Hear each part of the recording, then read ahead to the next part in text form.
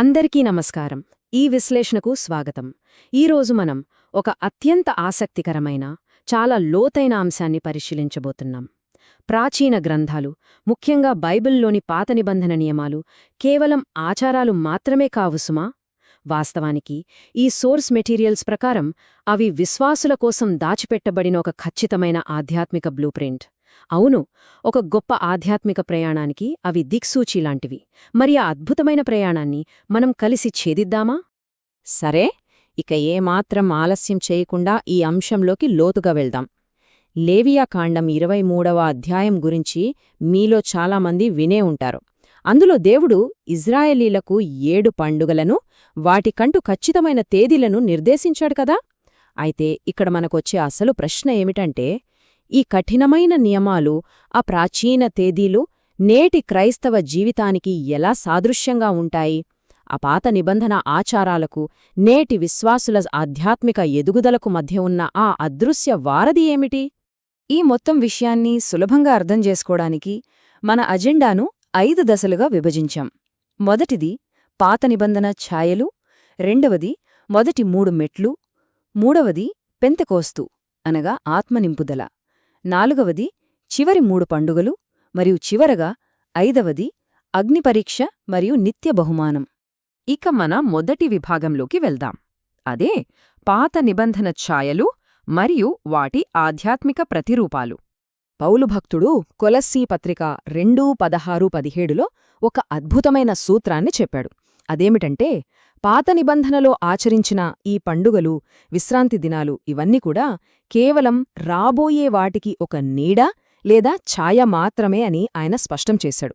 అంటే నీడను చూసి అసలు వ్యక్తిని ఎలా గుర్తిస్తామో, అలాగే ఆ నీడకు కారణమైన అసలైన నిజస్వరూపం క్రీస్తులో మాత్రమే కనుగొనబడుతుంది.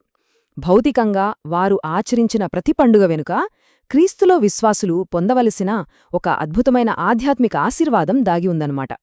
ఇది నిజంగా ఉత్సాహాన్నిచ్చే విషయం కదూ. సంఖ్యాశాస్త్రపరంగా చూస్తే బైబిల్లో 7 అంటే సంపూర్ణత అని అర్థమొస్తుంది. అలాగే పండుగ అంటేనే సంతోషం. కాబట్టి ఆలోచించండి, ఈ 7 పండుగలు అంటే అక్షరాలా సంపూర్ణ సంతోషమనమాట.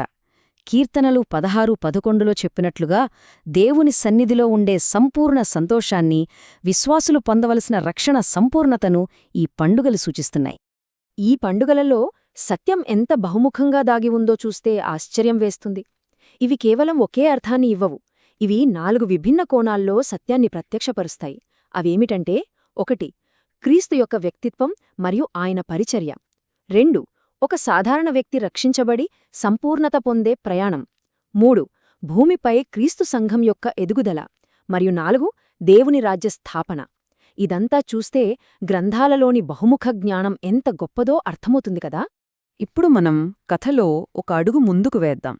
2వ విభాగం, మొదటి 3 మెట్లు, అంటే విశ్వాసి ప్రయాణంలో ప్రారంభ దశలు అన్నమాట. మొదటి పండుగ పస్కా. ఇది లేవియకాండం 23:5లో ఉంది. ఇది ఆధ్యాత్మికంగా పాపక్షమాపణను, అంటే రక్తప్రోక్షణాన్ని సూచిస్తుంది. ఇక వెంటనే మరుసటి రోజు వచ్చేదే పొంగని రొట్టెల పండుగ. ఇది బాప్తిస్మానికి, పరిశుద్ధ జీవితాన్ని ప్రారంభించడానికి గుర్తు. ఆ తర్వాత వచ్చేది ప్రథమ ఫలముల పండుగ. ఇది ఆధ్యాత్మికంగా మరణం నుండి లేవడాన్ని, అనగా పునరుద్ధానాన్ని సూచిస్తుంది. చూశారు కదా, ఈ 3 మెట్లు ఒక విశ్వాసి రక్షణలో వేసే తొలి అడుగులకు పక్కా ప్రతిరూపాలు. ఇక్కడ మనం ఒక అద్భుతమైన కొత్త నిబంధన సూచనను గమనించవచ్చు. 1 కొరింథీ 5:7 లోని మాటలు ఈ పొంగని రొట్టెల పండుగ వెనుక ఉన్న అసలు సత్యాన్ని మనకు వివరిస్తున్నాయి. ఇక్కడ పులిపిండి అనేది పాపానికి సాదృశ్యం. క్రీస్తు అనే పస్కా పశువు బలి అర్పించబడ్డాడు కాబట్టి మన జీవితంలో ఉన్న పాతదైన పాపపు పులిపిండిని తీసివేసి చాలా నిష్కపటంగా, పరిశుద్ధంగా జీవించాలని ఈ వచనం పిలుపునిస్తోంది. ఇది కేవలం ఏదో ఒక ఆచారం కాదు సుమా, ఇది ఆచరణాత్మకమైన పరిశుద్ధ జీవితం. మరి ఇప్పుడు ప్రయాణంలో మధ్యభాగానికి చేరుకున్నాం. 3వ విభాగం, పెంతెకోస్తు, అంటే ఆత్మనింపుదల. ప్రథమ ఫలముల పండుగ ముగిసిన సరిగ్గా 50 రోజుల తర్వాత వచ్చేదే ఈ పెంతెకోస్తు పండుగ లేదా వారముల పండుగ. లేవియకాండం 23:15లో దీని గురించి స్పష్టంగా నిర్దేశించబడింది. మొదటి 3 మెట్లు ఎక్కిన ఒక విశ్వాసి ఈ 4వ దశలో అదనపు శక్తిని పొందుతాడు. ఈ పండుగ నేరుగా పరిశుద్ధాత్మ నింపుదలకు, దేవుని అభిషేకానికి, అలాగే ఆత్మవరాలను పొందడానికి సాదృశ్యంగా ఉంటుంది. మన ఆధ్యాత్మిక ప్రయాణంలో సగం పూర్తయినందుకు ఇదొక అద్భుతమైన గుర్తు. ఇక మన ప్రయాణంలో ఆఖరి అంకానికి చేరుకున్నాం. 4వ విభాగం, చివరి 3 పండుగలు, అంటే అంతిమ ఘట్టాలు. వీటిలో 5వది బూరధ్వనుల పండుగ. ఇది కడబూరం రోగడాన్ని, రారాజు అయిన క్రీస్తు రాకడను సూచిస్తుంది. 6వది ప్రాయశ్చిత్తార్థ పండుగ. ఇది విశ్వాసి మనస్సులో, ఆత్మలో ఉన్న పాపాన్ని సమూలంగా కడిగివేసి సంపూర్ణ శుద్ధిని ఇచ్చే ఒక అద్భుతమైన అనుభవం. ఇక 7వ మరియు ఆఖరి పండుగ పర్ణశాలల పండుగ. దేవుడు సిద్ధపరిచిన శాశ్వతమైన పరలోక మహిమ నివాసాలలో చేరడానికి ఇది సాదృశ్యంగా నిలుస్తుంది. ఇది రక్షణ ప్రయాణానికి అత్యున్నత శిఖరం అని మనం ఖచ్చితంగా చెప్పవచ్చు. మరియు ఇది ఎంత అద్భుతంగా వివరిస్తుందంటే, ఈ 7 పండుగలు ఒకదానికొకటి సంబంధం లేకుండా విడివిడిగా ఎక్కడా లేవు. అవి 3 స్పష్టమైన దశలుగా ఒక ఆత్మీయ నిచ్చెన వలె అమర్చబడ్డాయి. గమనించండి, మొదట పస్కా గుంపు, పండుగలు, ఆ తర్వాత పరిశుద్ధాత్మ శక్తినిచ్చే పెంటెకోస్తు, చివరగా భవిష్యత్ మహిమను చూపే పర్ణశాలల గుంపు. ఈ క్రమం నిజంగా దేవుని ప్రణాళికలోని ఖచ్చితత్వాన్ని చూపిస్తుంది కదా. ఇక్కడ మనం ఒక కీలకమైన నియమాన్ని అర్థం చేసుకోవాలి.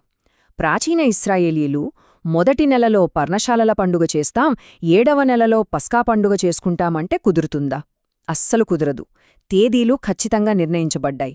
అలాగే మన ఆధ్యాత్మిక ప్రయాణంలో కూడా క్రమం తప్పడమనేది వీలుకాదు. పరిశుద్ధత లేకుండా, పాపక్షమాపణ లేకుండా నేరుగా ఆత్మనింపుదల పొందలేము కదా. ఈ వరుసక్రమంలో ప్రతి అనుభవాన్ని పొందడం ద్వారా మాత్రమే సంపూర్ణ ఆధ్యాత్మిక సిద్ధి లభిస్తుందని ఈ సోర్సెస్ స్పష్టం చేస్తున్నాయి. ఇప్పుడు మనం ఒక అత్యంత కీలకమైన చివరి విభాగానికి వచ్చాం. 5వ విభాగం, అగ్ని పరీక్ష మరియు నిత్య బహుమానం. ఇది తీర్పు గురించిన విషయం. కాబట్టి ఇక్కడ మనం ఆలోచించాల్సిన ముఖ్యమైన విషయం ఏమిటంటే, ఒక విశ్వాసి తన ఆధ్యాత్మిక జీవితాన్ని అసలు దేనితో నిర్మిస్తున్నాడు? 1 కొరింథీయులకు 3వ అధ్యాయం ప్రకారం కొందరు తమ జీవితాలను కర్ర, గడ్డి, కొయ్యకాలు లాంటి చవకైన పదార్థాలతో నిర్మిస్తారు. అంటే దేవుని కోసం వారు పెద్దగా త్యాగం చేయరు. కాని మరికొందరు బంగారం, వెండి, వెలగల రాళ్లులాంటి అత్యంత విలువైన, త్యాగపూరితమైన వాటితో నిర్మిస్తారు. తీర్పుదినాన దేవుని అగ్ని ఈ నిర్మాణాల నాణ్యతను పరీక్షిస్తుంది. అవును, ఈ వచనం ఒక గంభీరమైన వాస్తవాన్నే మన ముందుంచుతోంది. రక్షణ పొందటం వేరు, బహుమానం పొందడం వేరు. చవకైన త్యాగాలతో జీవితాన్ని కట్టుకున్న వారి పని ఆ అగ్ని పరీక్షలో పూర్తిగా కాలిపోయి బూడిదవుతుంది. వారు నరకానికి వెళ్లరు, రక్షించబడతారు.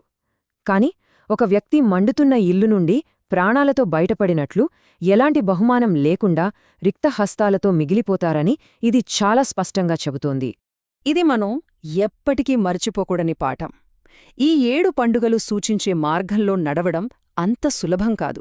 దీనికి పూర్తి సమర్పణ కావాలి. కేవలం ఆరంభ దశలలోనే ఆగిపోకుండా సంపూర్ణ ఆత్మీయ ఎదుగుదల కోసం దేవునికి తగిన ప్రాధాన్యతనిచ్చి విలువైన త్యాగాలు చేయడం ద్వారా మాత్రమే అంతిమ న్యాయపీఠం వద్ద ఆ నిత్య బహుమానం లభిస్తుంది. భూమిపై దేవుని కోసం కోల్పోయే ప్రతి సుఖం పరలోకంలో శాశ్వత కిరీటంగా మారుతుంది. ఈరోజు మన విశ్లేషణను ముగించే ముందు ఈ లోతైన ప్రశ్నను కాస్త ఆలోచించండి.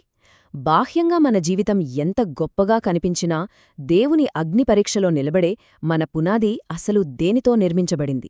అది సులభంగా కాలిపోయే గడ్డితోనా, లేక అగ్నిలో పుటం వేయబడి మరింత ప్రకాశించే బంగారంతోనా? ఈ 7 పండుగలు చూపించే ఆధ్యాత్మిక పరిపక్వతను సాధించటానికి మనలో ప్రతి ఒక్కరూ ఎలాంటి పునాది వేస్తున్నారో విశ్లేషించుకోవాలి. ఈనాటి విశ్లేషణ మీకొక కొత్త దృక్పథాన్నిచ్చిందని ఆశిస్తున్నాను. మళ్ళీ మరొక ఆసక్తికరమైన అంశంతో కలుద్దాం. నమస్కారం.